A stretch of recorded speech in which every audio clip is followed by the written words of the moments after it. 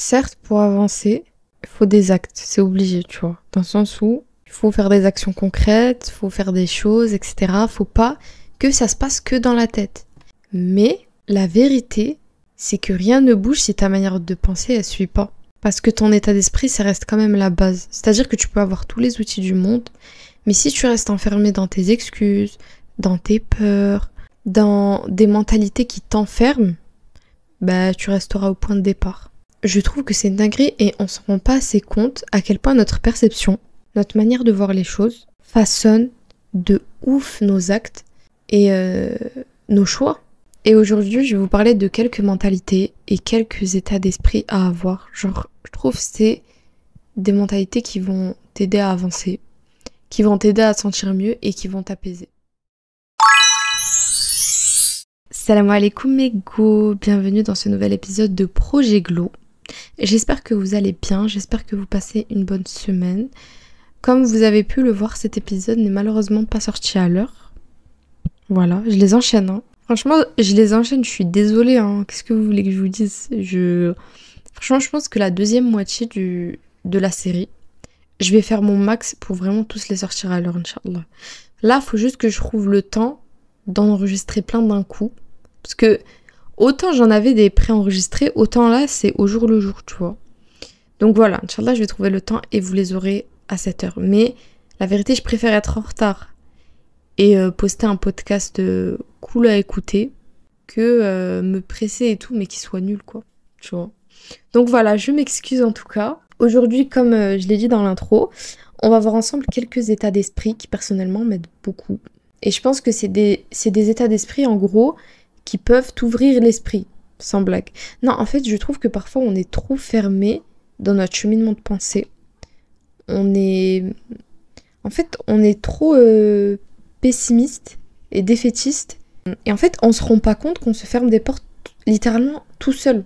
Et je trouve ça triste parce que parfois, c'est ces portes-là qui vont t'aider à comprendre quelque chose, t'aider à te sentir mieux, t'aider à réaliser un truc, tu vois.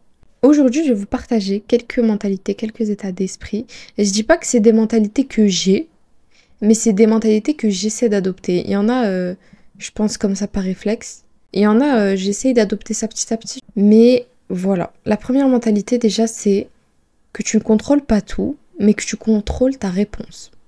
Dans le sens où, toi, les éléments extérieurs, ce qui se passe autour de toi, tu ne peux pas le contrôler. Tu peux pas contrôler une défaite, tu peux pas contrôler quelque chose qui s'est mal passé, tu peux pas contrôler un imprévu, tu vois.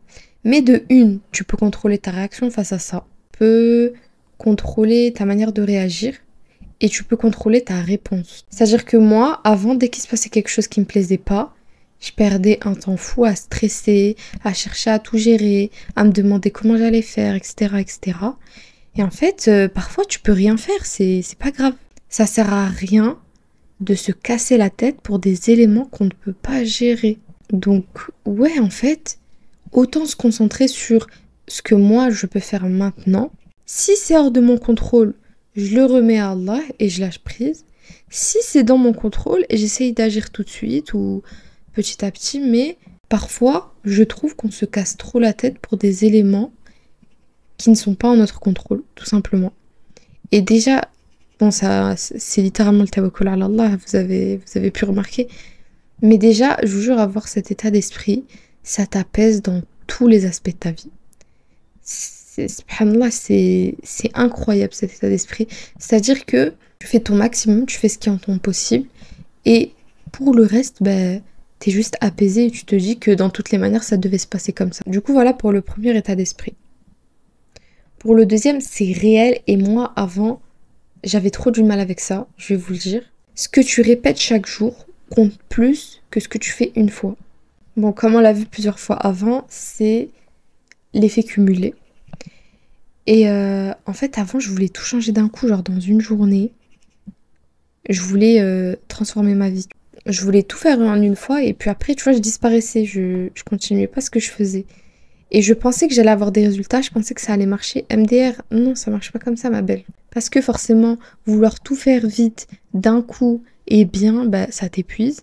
Et je vous jure que, premier degré, j'essaie de faire ça là depuis la rentrée. j'essaie pas de faire beaucoup, mais j'essaye de faire un peu de chacune de mes priorités. Bien sûr, parfois c'est frustrant parce que du coup, tu prends plus de temps à faire les choses, parce que tu dois les découper, mais t'as plus de chances de tenir sur la durée, t'as plus de chances de t'améliorer et t'as plus de chances au final d'avoir un meilleur résultat. Vraiment. Et tu t'épuises pas en plus, genre ça va. Donc ouais, maintenant je sais que les petites actions quotidiennes font 100 fois plus d'effet sur ma vie que les gros coups d'éclat où d'un coup je me dis allez je vais faire ci, ça. C'est nul, ça c'est nul, hein, je vous dis c'est nul. Par exemple, t'es là, tu tapes une déterre pour lire un livre ou même pour lire le Coran, tu vois. Tu te dis allez aujourd'hui je vais lire 50 pages. En fait, tellement ça va être trop d'un coup, parce que t'es pas habitué à lire autant d'un coup, ben après ça va te figer et les prochains jours t'auras du mal à lire. Alors que si par exemple tu lis 5 pages par jour, genre tu lis 5 pages par jour pendant un mois, bah au final t'auras lu beaucoup plus avec moins d'efforts. Tu vois ce que je veux dire? Et ça c'est banger parce que c'est quelque chose qu'on m'a toujours dit. Parce que j'ai toujours eu cette manie de vouloir faire trop ou rien. Et on me le répétait souvent dans mon entourage, de faire petit à petit, de prendre le temps, juste d'essayer d'être constante et tout. Et franchement, j'écoutais pas. J'étais en mode, ça ne peut pas marcher de cette manière-là. Genre, je ne vous comprends pas l'équipe.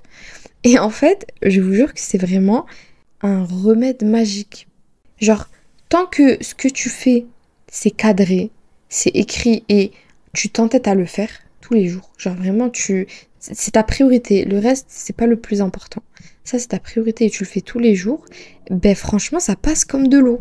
C'est juste une question de priorité en fait. Ensuite, le prochain état d'esprit, c'est ce que tu laisses entrer dans ta vie façonne ta vie. Et là, on parle de tout, hein. On parle que ce soit les gens, que ce soit le contenu, que ce soit les mauvaises habitudes. Tout ça là, en fait, tout ce qui va rentrer dans ton quotidien va forcément t'influencer. Voilà. Que ce soit de manière négative, de manière positive, ou parfois ça va juste être normal, quoi. Ça va rien changer chez toi.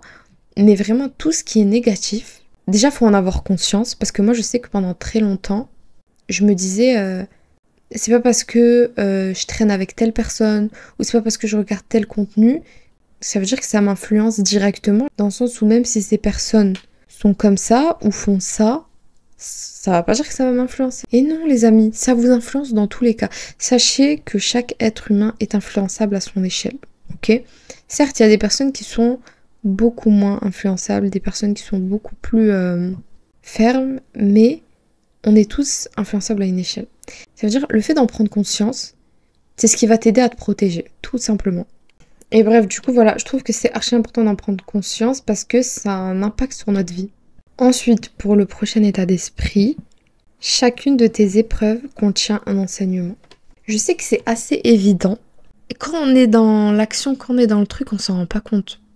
On s'en rend pas compte. Mais tout ce que tu vas traverser, toutes les difficultés par lesquelles tu vas passer, toutes les trahisons par lesquelles tu vas passer, toutes les déprimes par lesquelles tu vas passer, tous les échecs, peu importe. En fait, tout ce qui va arriver dans ta vie, il y a toujours un enseignement déjà et ça arrive toujours pour une raison. Dans le sens où chacun des tests qu'Allah va t'envoyer, il y aura toujours un message derrière. Peut-être que tu dois apprendre à patienter. Peut-être que tu dois changer de chemin. Peut-être que Allah te protège d'un mal que tu ne vois pas. En fait, à chaque fois qu'il t'arrive un truc, derrière il y a une sagesse. C'est pour ça que ça sert à rien de s'entêter, ça sert à rien de se casser la tête. Et du coup, au lieu de se dire mais pourquoi si, pourquoi ça se passe comme ça, nanana, quin, autant se demander qu'est-ce que ça nous apprend, qu'est-ce qu'on est censé retenir de ce qui se passe, tu vois. Et ça change tout. Ça change tout, encore une fois, à ta perception de voir l'épreuve. Ça change tout à ta perception de répondre à ça. Ça change tout à ta manière de répondre à ce qui se passe. C'est trop bien. Franchement, c'est banger. Ensuite, le prochain état d'esprit, c'est l'inconfort n'est pas forcément mauvais. En fait, avant, je pensais que dès quelque chose me mettait mal à l'aise, ou que vraiment ça me mettait pas bien, ou ça me stressait trop, etc. Mais en fait, j'avais tendance à fuir ou à mettre ça de côté. Parce que je croyais que si c'était si inconfortable, que ça me mettait si mal, c'était forcément mauvais. Alors que non, ça ne veut rien dire. l'émotion que tu vas ressentir ne définit pas forcément les bénéfices de l'acte en question. Bah, c'est très théorique, c'est comme ça. Ça ne veut rien dire, mais vous voyez ce que je veux dire. Les endroits où je me sens inconfortable, les moments où je me sens inconfortable, c'est juste que je suis hors de ma zone de confort. Donc une zone que je ne maîtrise pas. Donc de 1, c'est normal que cette zone me mette mal à l'aise. Et de 2, c'est de cette zone-là que je peux plus apprendre. Parce que ta zone de confort, tu la connais, tu vois. Tu fais le tour, tu marches dedans et tout, tu sais un peu comment c'est. Mais l'extérieur, bah, tu connais pas, tu vois. Et donc c'est vraiment... En fait, il faut voir trop ça comme une découverte plutôt que comme un supplice. Même si sur le moment, franchement, c'est... Parfois, c'est... Voilà, quoi. Mais j'ai remarqué qu'à chaque fois que j'ai décidé, malgré moi, d'accepter cet inconfort, bah, j'ai toujours appris et...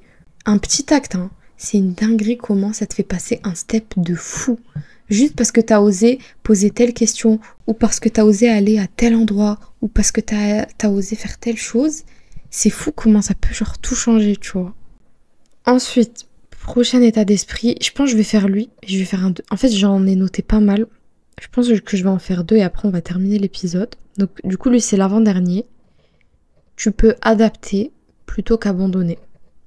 C'est-à-dire que au lieu de lâcher ton projet au premier obstacle, ben, tu vas tout simplement ajuster.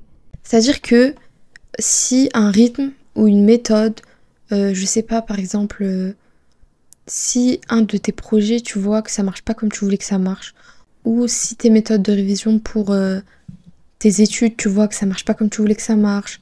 En fait, si tu te rends compte qu'un projet ou une méthode ou un rythme ou une façon de faire, peu importe, c'est beaucoup plus compliqué que ce que tu pensais et surtout, ça ne te ramène pas les résultats que tu attendais, tu n'es pas obligé d'abandonner.